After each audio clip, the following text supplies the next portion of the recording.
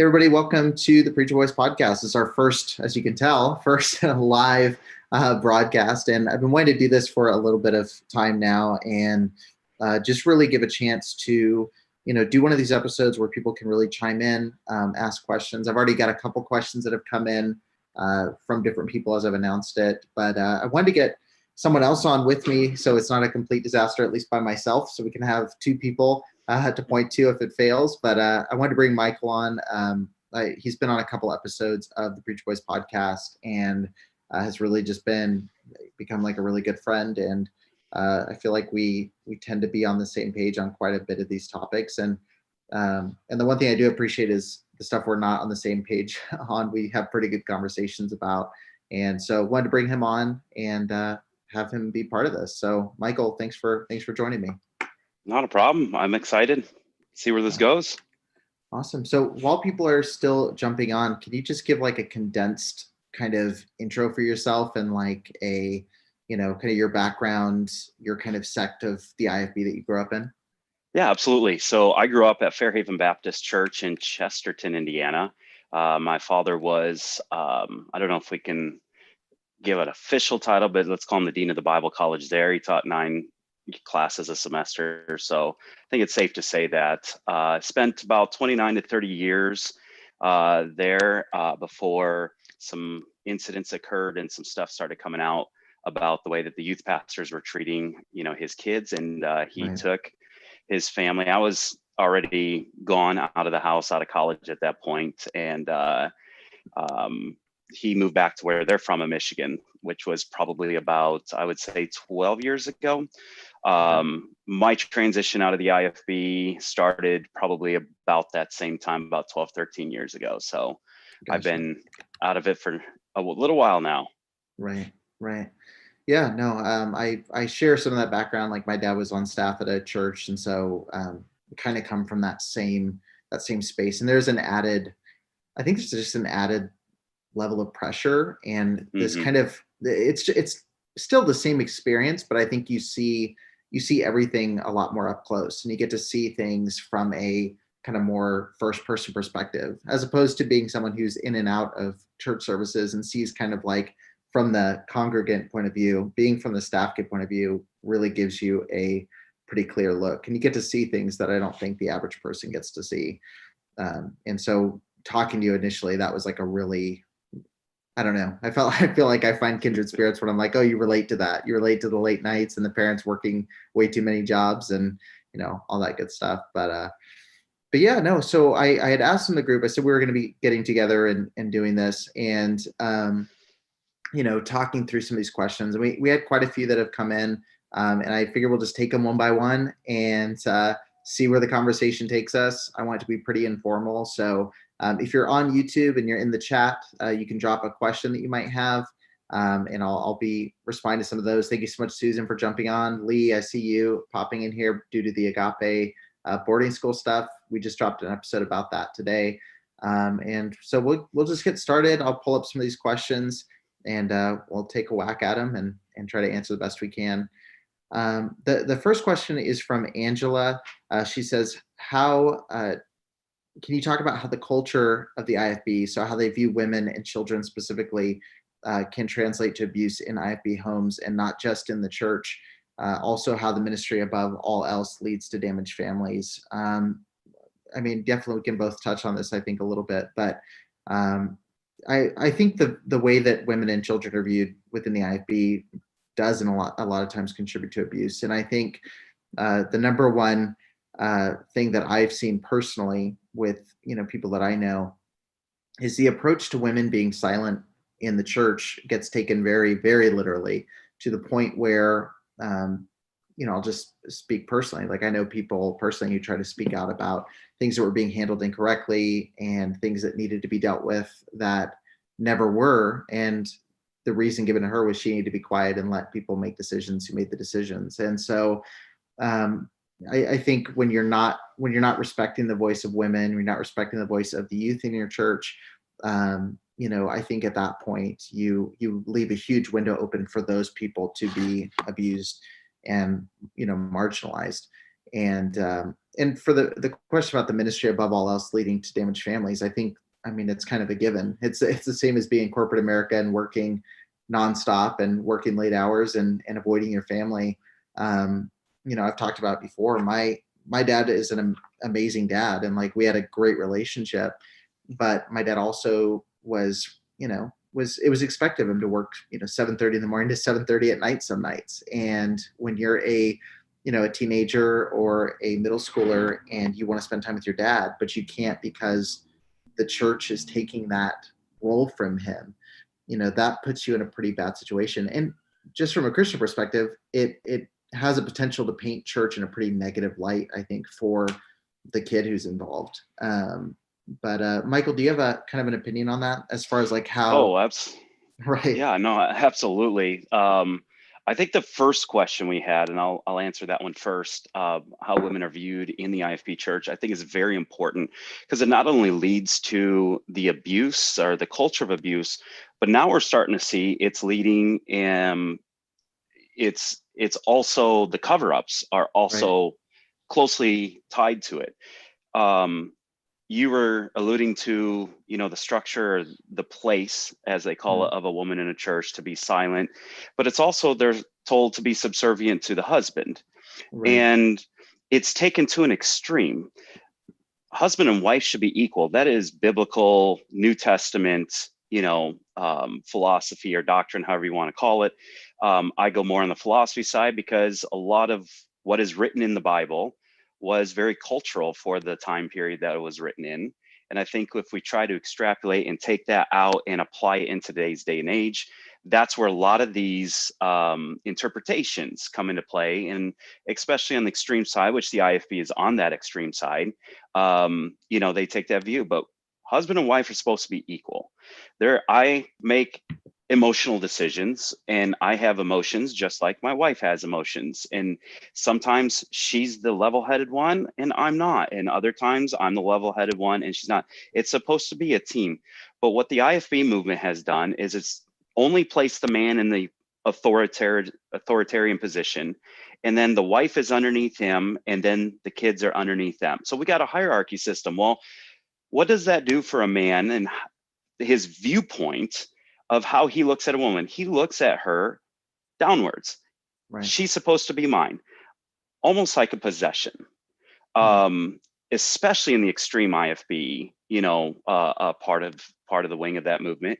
So at a young age, you're hearing all of this, and Right. this is you're building your view of a female and a woman, and they're supposed to be subservient to you. They're supposed to subject themselves to you. They're supposed to love, honor, and prop you up and build you up and do all these things. There's very few sermons ever preached on how a man is supposed to be doing that to the wife and is supposed to be equal. We grow up having a very different viewpoint that they're supposed to listen. We are the rulers. We are the authoritarians. They're supposed to do what we tell them to do. That leads into a lot of areas. And you can now go into, if someone has sexual deviancies, that viewpoint is then going to be carried out in that manner as well. And then the teaching is always what? In the IFB movement. If a man falls, whose fault is it? Not his. It's the woman's fault because she's the one that didn't dress properly. How many times have we seen it in IFB sermon clips? Or I'm sorry, is it preacher clips now? Um, I uh, just pulled them how, up. It's IFB sermon, sermons now. Yeah. sermons. Okay. How many times have we seen it where, you know, um, if a woman has a skirt that's too high, she's causing a man to lust. If a man acts on that lust, it's her fault. And then we're just going to kind of, hey, let's do some counseling with the man. Let's do, but, it's not your fault. She tempted you into this. And we don't teach young men, young boys in the IFB world. We're not taught to control their sexual appetites because we weren't allowed to talk about it. Right. You aren't allowed to talk about it. You're not allowed to discuss it. You're not allowed, if your parents told you about the birds and the bees, you were more on the liberal side of things and, just wasn't discussed. Right. So you wrap all of this up into, a package of how we're training and how we're raising young boys. And it's no wonder we're at the place where we're at today. And Right. now it's, oh, okay, well, it's her fault. We're going to make it her fault. And if she's, and then the silence part comes in because a woman's not supposed to speak out. So if a woman speaks out about the wrong in the church, she's wrong because the Bible says you're not supposed to speak out. Right. So we've built this culture where not only is it easy pickings for a abuser, but then on the other side, we've made it very, very, very, very hard for the victim to come out and be supported. Right. That's what's, going on right now in the IFB movement. And the second part of that question, I believe, was, refresh my memory. It was when you have a ministry first philosophy. But I want to, before you even say that, like you mentioned two things that were really good. One, you talked about, the man of God or the preacher doesn't bear responsibility in situations. And then you also mentioned IFB sermon clips. And I literally, when you had said that, I actually thought of a clip I watched last night, and it deals with a very minor issue, but this is basically, it's Bill Reeves has been all over IFB sermon clips lately. And but there was a Q&A that they did where it happened in the church, and his staff, who happen to also be his children, are talking about like their responsibility in a situation where he had stepped out of bounds. So I want to just share. Let me share my screen really quick, because I think this clip kind of speaks to what you're talking about. Let's see. It's so funny that you brought them up, but let me make sure you can hear can you hear my audio through there? No, I think you got to click on if you made it bigger on the screen.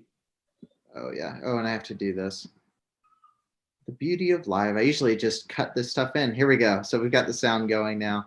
We'll go from there. So if Dad came into the office, and this is me being absolutely the most amazing person in the world. If he came into the office and was having serious attitude issues with me, and I evaluated myself, and I was like, okay, as far as I know, I don't think I'm in the wrong here. And I think you're in the wrong. I think your spirit's wrong. And I think you just didn't have a coffee this morning. I need to stop and realize, hey, guess what? You are in the wrong. Why didn't you get him a coffee this morning so he didn't act this way?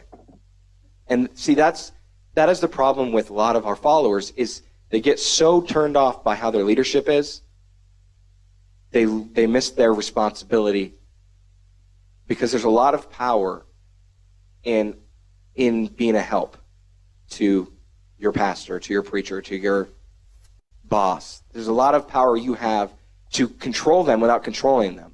If you can get to know your leadership that well to see all of their faults, and if you're that spiritual to be able to look at them and know that they're wrong, then you should be able to be that spiritual to help them be right. The thing is, we're not that spiritual. The thing is, it's a whole lot easier to see what's wrong with people than to see what's wrong with yourself. So you just got to stop. I have to stop sometimes and just think about what he's saying and control my spirit. Say, you know what? What's something that I could have done to fix this situation? And at the end of the day, a lot of times, what I do is I don't think about it a whole lot. Walks out of the office. I try to take as much as I can from the situation, and I either let it roll off my back and I continue on with the day, because the last thing you need to do is get all hot and bothered about something that your leadership said that you don't think is true. If you don't think it is true, if it is true, then you need to deal with it, and it will come back. But a lot of times, that's where you got to have a walk with God. You've got to have a walk with God where you can look and you can divide Scripture and look at yourself, because that's what the Bible's for. No. And you can look at your authority and say, you know what, this is something that I need to fix. But that's just a few things that I attempt to do. Yeah, man. When I watched that clip, when I watched that clip, and I've really backed off the gas quite a bit with the Reeves, just because I feel like it's more attention than the church really needs. But when I watched that clip, there's a lot of things that Bill Reeves says from the pulpit that's funny. Like, it's funny that he says these extreme things. Like, it has that like kind of surprise, like, wow, I can't believe you just said that value. But like that clip specifically, it made me feel incredibly bad for his kids. So watching that, I mean, one, just like one rule that my parents had that I appreciate was that they said never call us Mr. and Mrs. Skorzynski. Like never call us like by our title, like we're mom and dad. And like, and I get the context of a Q&A, like I don't want to dig too much into that, but like hearing, like I always cringe when I hear people like, especially wives, when they call their husband like pastor. It's weird to me because I feel like that's not the relationship. Like that may be part of it, but it's also your husband or your father.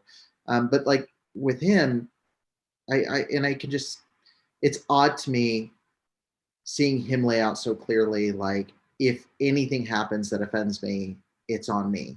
If he does if he's in a bad mood, if he does something that's wrong, if he has a, he said if he had a bad attitude, he said I'm just going to let it roll off my back and never address it because something's obviously wrong with me. And that's like, again, this is not me making fun of him. Like that's abuse 101. Like that's saying that whatever happens to me, whatever awful thing takes place, I bear the responsibility for that.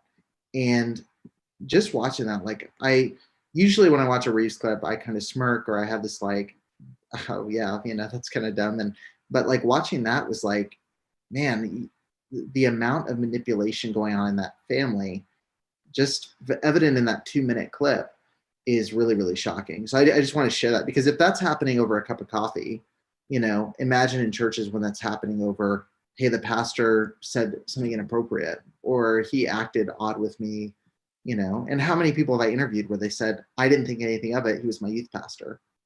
I didn't think I could be the one to call him out. And anyway, I just wanted to address that before you answer the next part of that.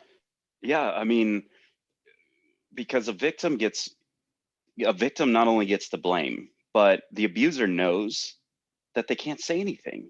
Right. It's so we've created a culture where abusers it's very easy for them to flourish, and that's why I think a lot of them are in these churches, is because it's a very easy playgrounds for them, just because it is something that they're going to get the blame for, and they're going to be put in a corner of, I can't take this man of God down. What's going to happen? Because God is, we can get into the whole what's wrong with the IFB movement on another question, but and the man of God. Answer the second question. I still don't understand how it would be even feasible for normal human beings, normal church members, to think that a person is such a great person for sacrificing his family. Isn't the family unit the most important unit in the world, especially in churches? But yet the man of God is given a pass because he's always gone, or always, hardly ever there, working these long hours. You know, um, I was lucky because even though my dad there, traveled a lot, did a lot of things, when he was home, he did put the effort in. He was at every game he could be. He was, very involved with certain things. But I do remember thinking, especially as a teenager, like, man, I wish I would have had my dad tonight. Like, I feel very vulnerable. I feel very scared. I feel very, because of a teen night, we get called out, all of that stuff that goes on. It's like, man, I really wish I could use my dad here right now. I could imagine, with some of these, pastors' kids go through, because not only is dad hardly ever there or hardly ever present, even if he is there, but you live in a glass house. Right. Like, everybody is watching you. I gonna put it in a way, or use an example of, a president's family, like the Obamas. I can imagine what those two girls went through, Yeah. living in a glass house like that, and always being monitored, having paparazzi, all, you can't leave without secrets. Like, I can't imagine. I know it's pastors' kids are not on that scale, but everyone's watching you. You make one wrong move or say one wrong thing, and you've got church members just coming down on you and lining up at, your door. And it's a pressure cooker for teens who are still trying to figure themselves out. And I think that's where pastors need to be very cognizant and put their family first, and then the ministry. in their lives. And if you feel that your family is slipping, or one kid needs more attention at that period of time, I think your church members would understand if you said, hey, I need to take care of my family, can we reschedule this? I'm going to take my kid to lunch today, and just surprise them. Hey, can you reschedule this, a counseling appointment or whatever it is? But I think it has become a badge of honor almost, listening to some of these guys say, yep, I'm never there. Or I think it was, what do they call him, Ramblin' Hamblin, I'm looking for was, John Hamlet's clip right yep, now. yep, yep, Yeah. where he says, two evangelists came to him, said, how do I get my book full? And he says, you won't ever be ready until you sacrifice your family, is the gist that I got from it. But I don't think God would ever want a man to sacrifice his family, the most important unit on this earth, for a ministry. Yeah. So hopefully that answers that question while you're finally finding the Hamblin sermon clip. Well, no, and it's even a biblical thing, like the qualifications for eldership. One of Right. them is to keep his house in order. Like it's Titus, 1 Timothy 3:1-7. It goes back to, and I'm learning this, with my two young ones now, and even in my personal life, there's things that will never leave us. Even when we leave the, independent fundamental Baptist movement, there's things that have been ingrained into us, whether it's, character flaws, or whether it's how we react to things, what triggers we have. And one of the things I'm having to find is we need to find a balance. When it comes to interpretation of the scripture, let's find a balance, because for every verse that says, one thing, there's another verse, in the New Testament, or, if you want to take it to the Old Testament, that is telling us the exact opposite. What do I believe God is trying to tell us? Be balanced. Be somewhere in the middle. Don't be extreme right. Don't be extreme left. I saw a meme the other day. I think it was Sherry that Bothwell that shared the meme, and it said something about, if you're legalistic, you're way on the right. If you're liberal, you're way on the left, and both are very damaging. Yeah. Be somewhere, find a balance, create a balance, whether it's work life, family life, how you view society, social issues, how you interpret scripture. Let's be balanced. And I think a lot of this type of stuff won't happen anymore. Right. I think that's a very important thing for all of us that are getting out of the IFB, because there was no balance in those churches. It was extreme. So did you find the clip? I can't find it, but it's No there. worries. No, but I used to be able to search all of their stuff super fast. But anyway, I think that answers that question though, and I think there's been a lot of people who probably have crossed over and have seen it. And if I can find it, if I end up re-uploading this as like an edit, I'll cut it in. But yeah, no, the other question that came in was actually this was a couple points, but there were a few different thoughts here. They talked about family dynamics in IFB churches, which we covered. This was an interesting one. So they talked about like growth, maturity, and aging patterns in those who've remained in the IFB versus growth, maturity, and aging patterns in those who have not remained in the IFB. It's not really a question, but it's just more pointing out those two different trajectories. And I don't know if you have thoughts on it. You want to jump on first? I definitely have a couple opinions on it, but yeah, it's yeah. I mean, when you look at it, I can pull this really just from my experience seeing, and I'll speak to pastors specifically, because I have a couple of good friends. I've had Josh Irma on the show, Connor Smith on the show, and both of which I've known when they were within that camp and have moved out of it. Josh Irma was moving out, but was still there and still had connections, like within that world. I knew Connor when he was, hardcore, like super hardcore IFB, and we laughed about when he came on. And I also know a lot of pastors and guest speakers who spoke at our church growing up, and who I grew up around, and youth pastors. And the trajectory I've seen, and this is not by any means always the case. There's always exceptions to this rule, but I've seen, with Josh and Connor, for example, over the last 5 or 6 years, if I look at their ministry and themselves 6 years ago, it's almost funny how much of a change there's been. I don't mean a change in, oh, their music is better, which it is significantly better now. Or it's not that they don't wear a tie. Like, I'm not talking about that stuff. And some of that stuff's happened. Some of it they're more conservative than I would be. Some of it they're not. But when it comes to talking to them about church and about theology and about people and culture, and there is so much more restraint, and I think, and I want to be careful the words I use, but there's like so much wisdom that I see, and there's so much of a, not that they've like shifted, but like their focus has gotten more and more clear over the last couple of years. And so where broadly I think Josh Ermler would have talked about like the gospel and its role in the church, now it's like a laser focus on like the gospel is the lifeblood of the church. And like, so like, it's the same topic, but he's understanding more and more the importance of it. With Connor, talking with him about, his views, like we were talking about the election, everything like that. And we were talking about like political views and how the church should speak into different things and or not speak into different things. And like hearing like this kind of lasered focus on like what is going to benefit like the end goal of the church, it's gotten so specific and so thoughtful. I think thoughtful is the word I see. And it's what I see.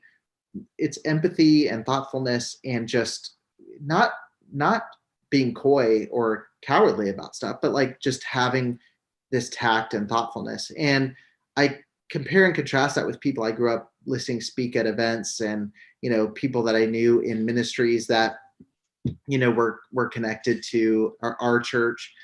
And these pastors are saying the same, literally some of the same sermons they preached when I was 13 or 14. And that same sermon is being regurgitated over and over again, year after year, as they cycle back through their, revival road journey. And I don't see that maturity and thoughtfulness. It's the same messages that played well in the last venue. And, again, does either side get it right perfectly? No. But I think for me as a Christian myself, I want to fault on the side of, who's being thoughtful and who is developing. I think that's the right word, is developing and maturing, and not someone who's saying like, oh, this worked really well at a conference in 2008, so now I'm going to use it at a conference in 2018 or 2020. And I just want to shout out a couple of people that jumped on. Carol, thanks for jumping on. Susan, you're still here. Dale, good to see you. Dale's one of my best friends, so good to see him jump on. But yeah, so that's kind of my take, and that's what I've seen. I don't know if you've observed the same thing.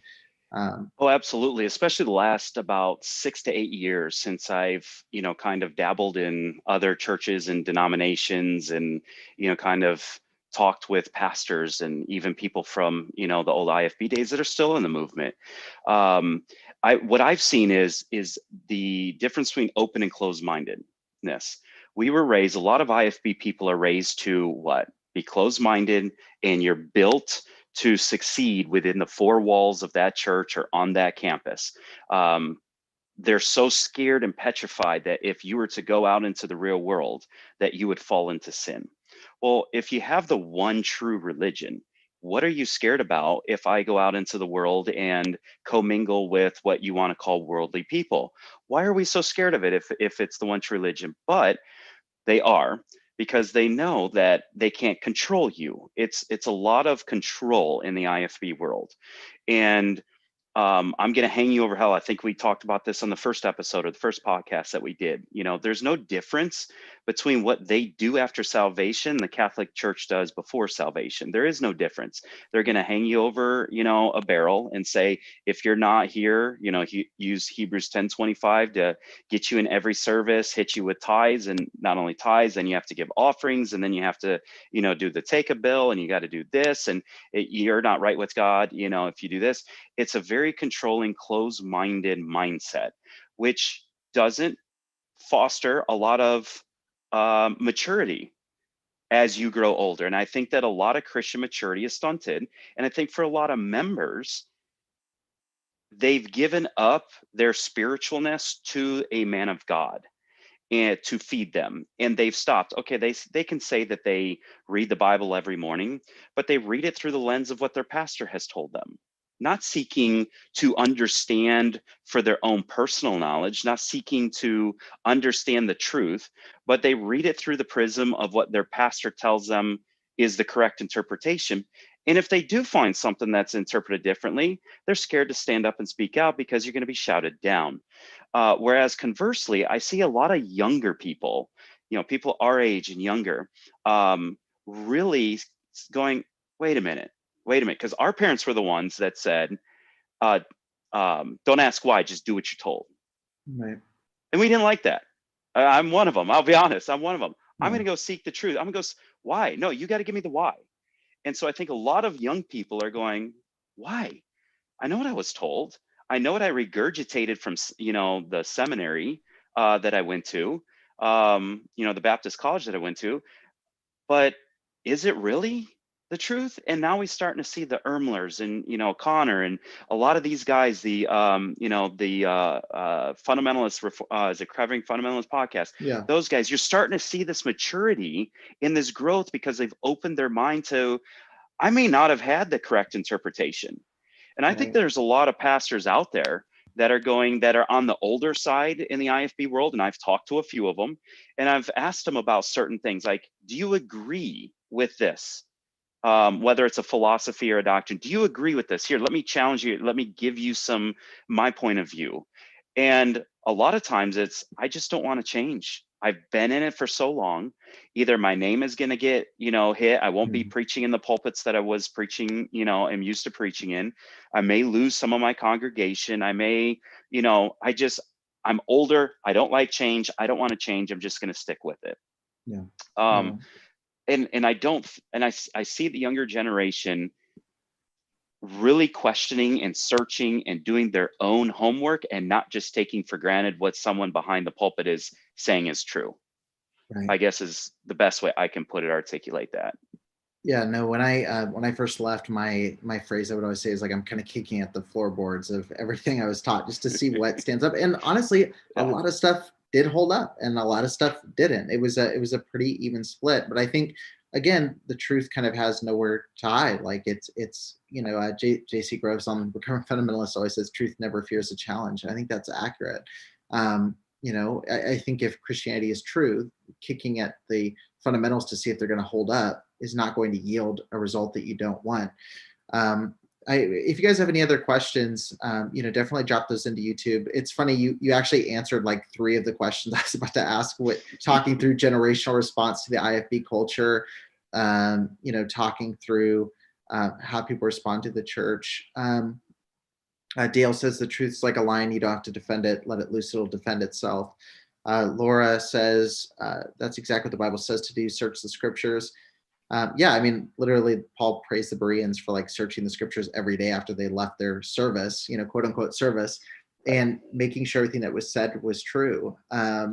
If you find yourself asking somebody in the IFB world a question or challenging them on something, and if their first response is, well, that's what my pastor says, and I've heard that so many times, they're in trouble. They've given up their spiritual their spiritual side of them to a person. That's not what the Bible teaches about it. I'm responsible for my spiritualness. Now, I'm not saying that the church is bad or the church is, not helpful. Without churches, we wouldn't be feeding the poor. Without religion, we wouldn't be, feeding, the homeless and there's hospitals, St. Jude's, a lot of these. So religion isn't bad when it has its rightful place in a person's life. Mm-hmm. It's not church, then me, and then God up here for my spiritualness. It's reverse. The church is supposed to be supporting my relationship with God, not dictating my relationship with God. And that's where the IFB gets it wrong. They want to dictate my relationship with God, and then they'll turn around and when it comes to salvation, point to the Catholics and say, well, how is the Pope dictating someone's salvation? Well, you're doing the same thing after salvation. You're that dictating they're their doing. sanctification. It just switches Bingo. into this role. Yeah, it's a really it's like you said, it's diving into what benefits the church or the ministry and letting that guide the theology and what benefits the person running it. You mentioned like, the heavy emphasis on, think of sacrificial giving, and like, it goes back to that ministry first philosophy, right? Like putting everything you have on the line for the sake of the ministry, even if that comes to the point of forsaking your ministry of your family, your personal walk with God, like any kind of personal theological study. I pulled up another clip. I feel like Jamie on the Joe Rogan podcast. I'm like thinking of all these clips, but there's a clip from John MacArthur. I've definitely got some some different views than MacArthur on quite a few topics, and I think I've maybe mentioned him on the show a couple times. But there was he addressed the story of the widow who gave her last two mites, her last two coins to the church. And I heard that, I don't know about you, I heard that every missions conference, like, be like the widow. And like, you'd have the long altar call. They literally would have like, the buckets with like, put your last coins in and all this stuff.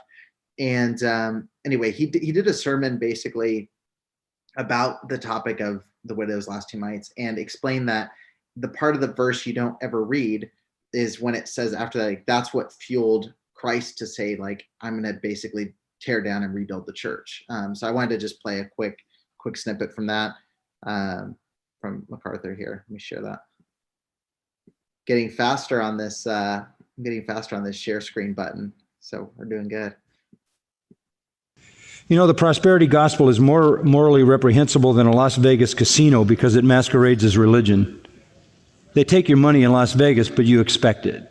Because it's run by the mafia. You don't expect the people that represent God to do the same thing.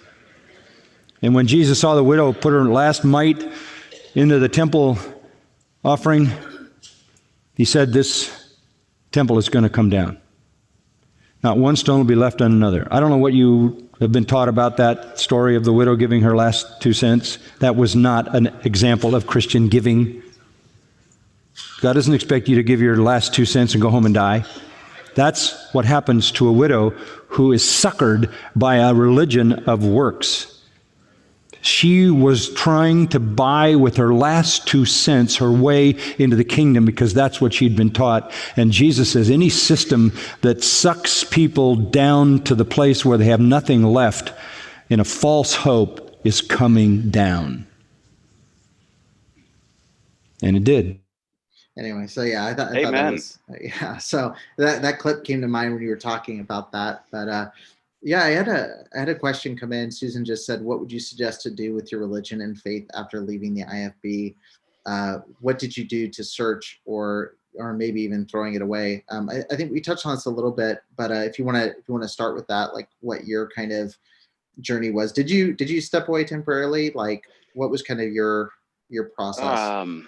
Oh boy, that's a whole backstory. So I can remember vividly. So I got married very soon right out of college. And you really, if you're in the IFP world, we know that a lot of times you don't know the other person. It could be oil and water and you just don't know it yet. I came out to California to be assistant pastor at an independent fundamental Baptist church. I did that because I looked and I said, what are the two furthest spots from Chesterton, Indiana that I can go to? And it's the tip of Florida and Southern California. I joke about that, but it's sort of true. And so I came out to California to get away from Fairhaven, get away from what they were doing in the vicious cycle that everybody was in. And for about a year, I was a pastor, and I was like, okay, man, nobody's going to be like Fairhaven. There's not going to be a pastor that does the things that Fairhaven do. I was promised that. He even said when he was, hiring me, yeah, I'm just not like Fairhaven. They're way over the top. But even though he'd go back to their preaching conferences and want to be, all involved in that. So about a year, 9 months into it, he started really acting like Roger Vogelin, just calling, me out. It was all my fault. If something went wrong, it was always my fault. And I just remember thinking there's got to be more to life than this. There's got to be more to life than this. Unfortunately, it didn't work out between my wife and I. We went our separate ways, part my fault, part her fault.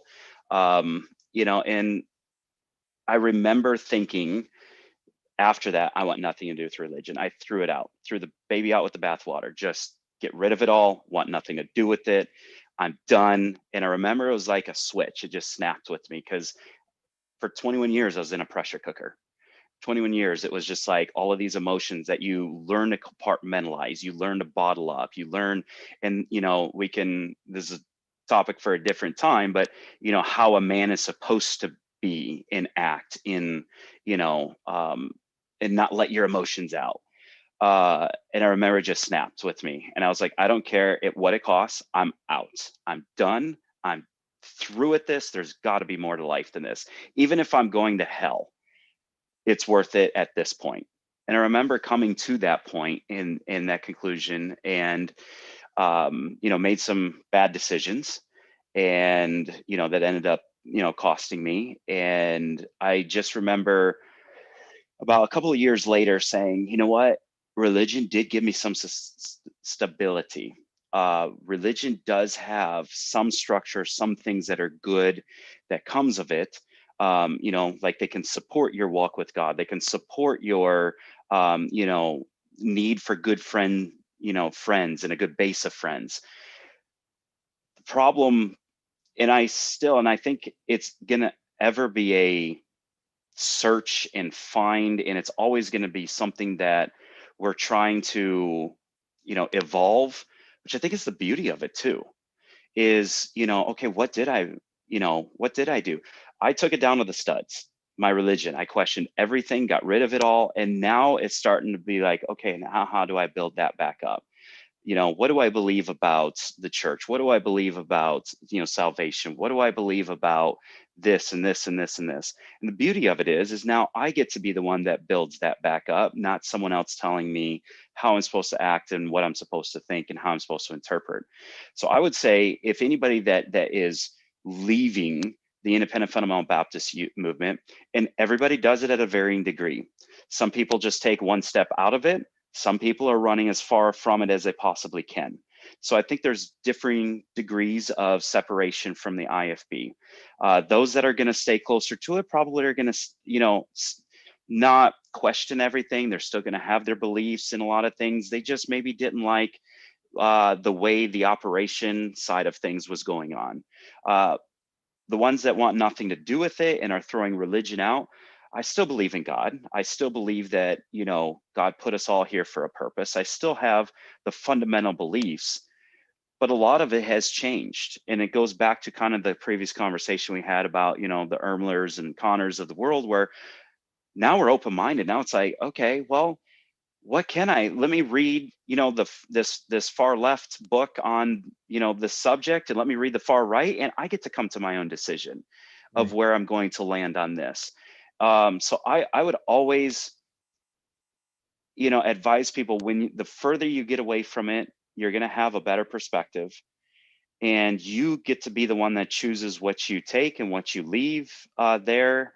And you're going to be the one that, gets to define how you're going to view, your spiritual walk with God and your religion, because spirituality and religion are two different things. But the IFB movement combines them and makes you think that they cannot be inseparable because now they control you. And a lot of other churches do the same thing, not just the IFBs, but a lot of other churches do the same thing. I have my spiritualness. It is given to me by the grace of God. My walk with God is my responsibility.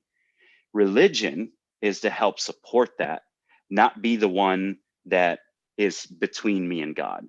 And I think we get that very confused. And as you're going through life, you get to take what you want, and then you get to leave what you want with it. But I would definitely say, don't let your bad experience with the church taint or prevent you from finding out the truth. Because I think a lot of times we've had such a bad experience with it, we're just throwing the baby out with the bathwater, and there's some good that we're throwing out with it too. And that's what I believe we ought to keep with us, is the good that comes from it. A lot of the moral, aspects of what religion teaches. Yeah, I mean, I went on a similar thing. I mentioned earlier, kicking at the foundation a little bit, like in trying to just see what stands up and what holds up.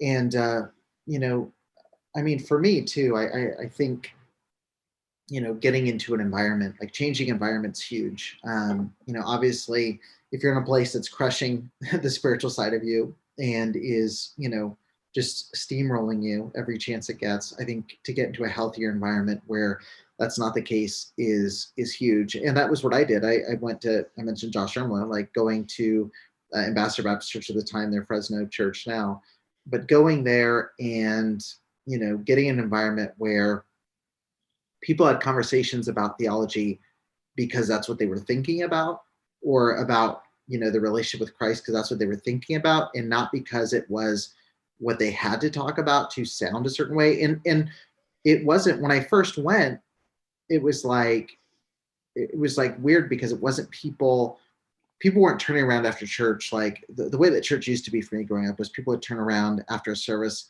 kind of like, it's over. And like, let's talk about a football game. That's coming on. And that's fine. I'm not saying anything wrong about football games, but like going to Ambassador, like, and people would turn around and be like, wow, I was just thinking throughout the week about this. And it wasn't coming from this, like, oh, I memorized this much of my Bible, so like I'm the most impressive Christian. It came from this place of like, that's what they were just meditating on all the time. It's like thinking about that. And so for me, seeing that environment was really impactful. And it made me, as someone who was like, really like trying to figure out for the first time, like what my faith was, it was like, oh, I want that. Like, I want that connection and that kind of actual passion about what I believe. Because up to that point, it was, if I memorize this, from the time you're a little kid, if I memorize this, I'll get a piece of candy, to if I memorize this, the youth pastor will be happy, to if I memorize this, I'll graduate Bible college, to if I memorize this, people will think I'm a great speaker. Like everything is always this, like, if I do this, I earn this kind of mentality. And so being in Fresno was the first time that I actually like tried to study for myself, what do I believe in, why? One book that I'll recommend, I'm going to put a huge, huge caveat on this before I even say the author's name. The author himself has a pretty checkered past, like religiously, but I will say that his books at the time that I was leaving were instrumental in helping me understand. It's funny because he lived contrary to a lot of the things that he wrote about. But the person that I found at the time I left was Mark Driscoll, and Driscoll was a very domineering pastor, and a very harsh leader. Like I'd say he'd fall into that Paul Chappell kind of category we've talked about. And anyway, if you look up his name, you'll find plenty of dirt. But I just want to mention specifically the books that helped, and one of them was called Religion Saves and 9 Other Misconceptions. I'll just screen share so people can see what that looks like. But honestly, like, even though I don't recommend Mark Driscoll, this book was one of the like number one reasons that I understood what was wrong with my theology prior to stepping away from the movement. So it says here, like, religion saves, 9 of the misconceptions. They go into birth control, humor, predestination, grace, sexual sin, faith and works, dating, emerging church, the regulative principle. But really, like, diving into that book and understanding that like it needed to come from a relationship with Christ and not in a religious context was like incredibly, incredibly helpful for me. And this was one of the key books that really helped me kind of process what all of the misconceptions that he mentions are misconceptions that I had throughout my journey. So that book was huge. John MacArthur was huge. Like, the importance of Bible study, again, would disagree with a lot of John MacArthur's recent stances on things, but again, you have to read people. You can read, I think, pretty varied, and take the good things that they have and leave the rest. But like, just the importance of having personal theology was so important.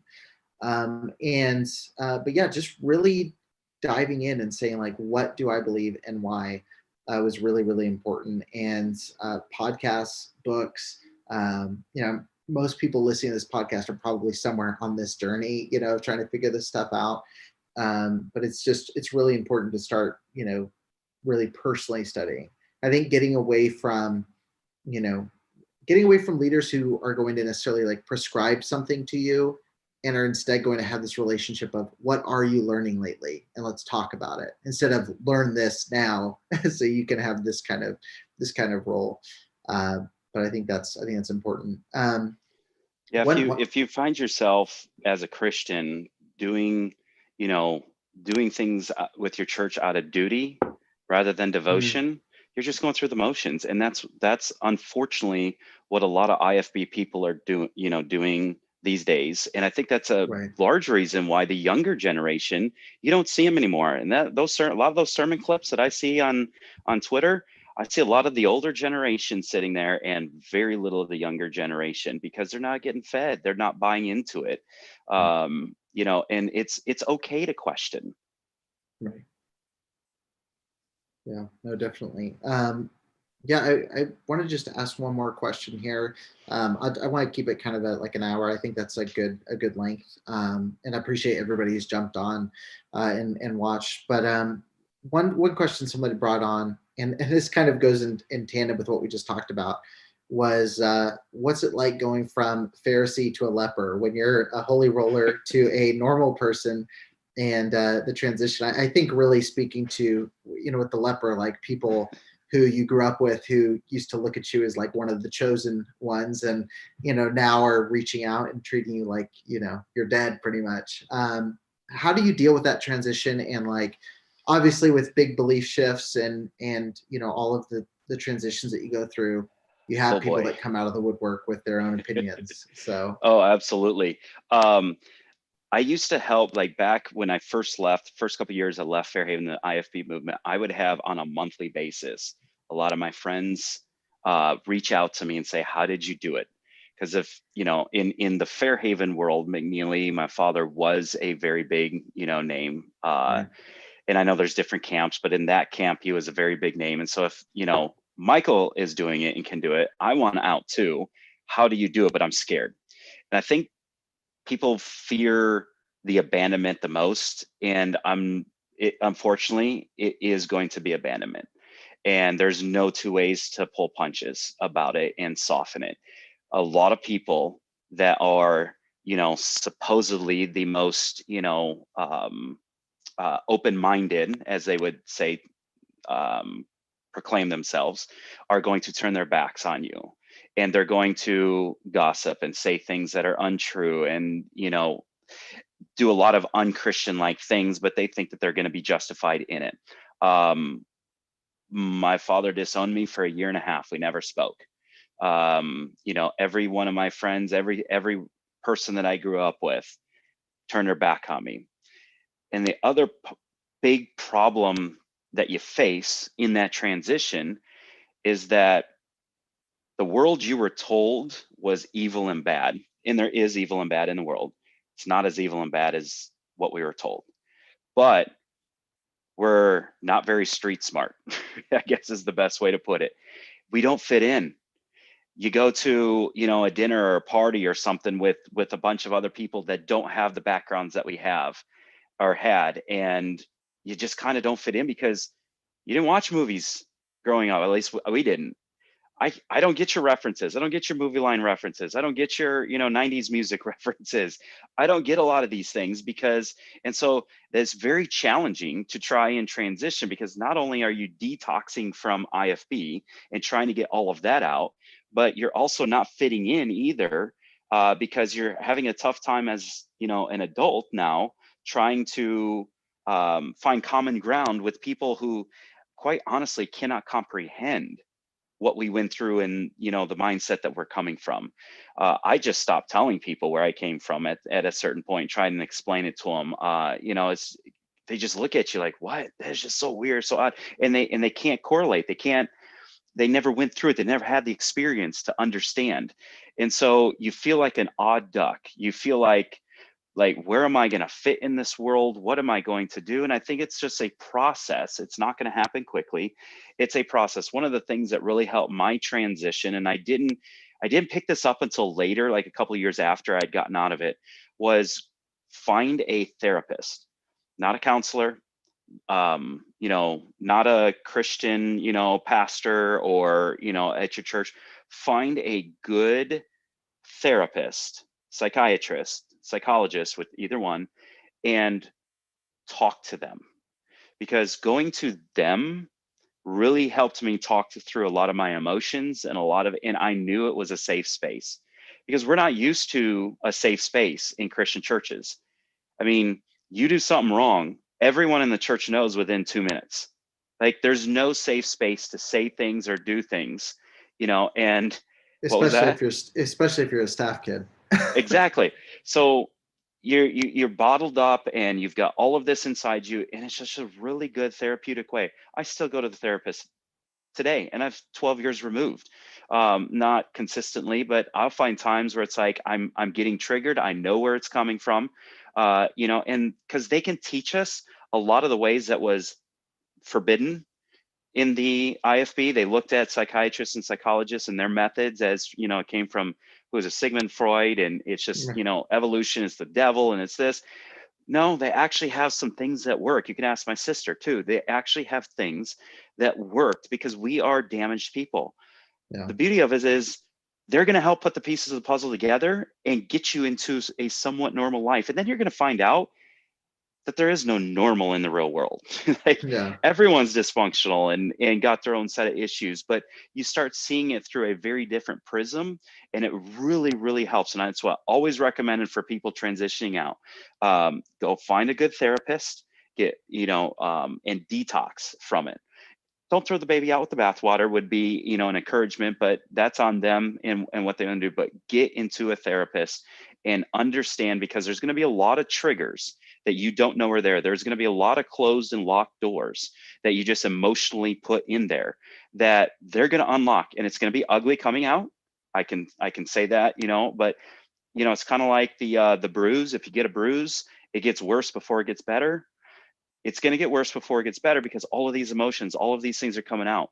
But you don't want those to come out in the wrong way down the road, because they're inevitably going to come out in a, whether you erupt in anger or whether you start getting into different vices and getting addictions going. A lot of these things are going to happen. I've seen a lot of friends just bottled up, not get help, and, got 3 DUIs, or, can't, stop taking certain drugs, or, get hooked on certain things. Get it out, get all of that out, and you're gonna find that you can live a very healthy mental life, and you're gonna find that a lot of the control that is controlling your life, even though you're outside of the IFB church, they're still controlling you. They're still controlling your thoughts. They're still controlling your emotions, because they built it inside of you for 20 something years. Go to someone who can help you find what triggers you, because if you can identify it, now I know, hey, this is why I feel this way. How can I fix it? Whereas if you don't, it's like, my gosh, why am I reacting this way? Why did I just do this? Or say this to my wife, or react this way to my kids, or react this way to my boss, or, because it's bottled up, and we never go get that professional help. Because quite honestly, we've talked about the controlling, we've talked about how, it's almost abuse, the question and answering, like, that's the mentality. And even though you leave it, guess what? It's still coming with you until you take care of it. Right. So that would be my suggestion to anybody leaving the IFB and wanting to, try to fit in with society, and help them in that way. You want to get to a good mental healthy state. So if you can do that, everything else takes care of itself. Yeah. No, I second that. I actually, it's funny you brought that up, but I'm actually working on something right now with a therapist to basically create an episode like this, kind of a webinar to kind of guide people through how to find a therapist, and how, especially if you're totally foreign to that world. I called her a few months back and said, do you look in a phone book and like flip through, like, how do you find a therapist who's like not a total, quack? And so we're working on something right now to kind of try to put together resources where people can find a therapist. I think it's very important. I'm preaching to the choir. I need to get set up with a regular therapist. That's been a pretty common thing. I just steal my sessions from her when we're talking. But it's true. I mean, people who are trained in this stuff, she said 2 things in our call yesterday as I was kind of unpacking some of the stuff I've been experiencing. And just like one of the things she said, it was like a very short sentence, but it was like like it just hit me right exactly where it needed to. And I told her right then, I was like, see, that's why you need a professional, because I said, you just summed up like 7 years of trying to figure something out in 4 seconds. That would have taken me another 7 years of like stumbling around to find. And so keep an eye out for that. I'll be putting out some information on that pretty soon in the Preacher Boys group. But we definitely want to emphasize, like, find real help. There are a lot of people who are, I'll even say, well-intentioned. There's a lot of well-intentioned pastors who just, not because they have ill intentions or they're trying to hurt, but they don't have the training to really assist in some of these situations, especially when there's like physical or sexual abuse. Yep. Like, you need to see someone who specializes in PTSD and trauma recovery and things like that. But yeah, I hope that this was helpful. I know that we're just a little bit over an hour now, and I want to start doing these on the regular, and really start just being available to answer some of these questions. And I don't want to get too out of touch with with what people are actually wanting to hear about and talk about. But this was helpful for me, and I appreciate Michael. I appreciate you for jumping on and talking. Absolutely, anytime. It's always fun. This is basically our normal phone conversations, but with an audience. Yes, But for sure. Anyway, well, thank you guys so much. I think we'll probably keep doing these Saturdays around 12, but I'll post the time each week. I know both of our schedules are a little bit different, so we'll just try to do our best to keep somewhat consistent with these. But thank you guys so much for watching, and I'll see you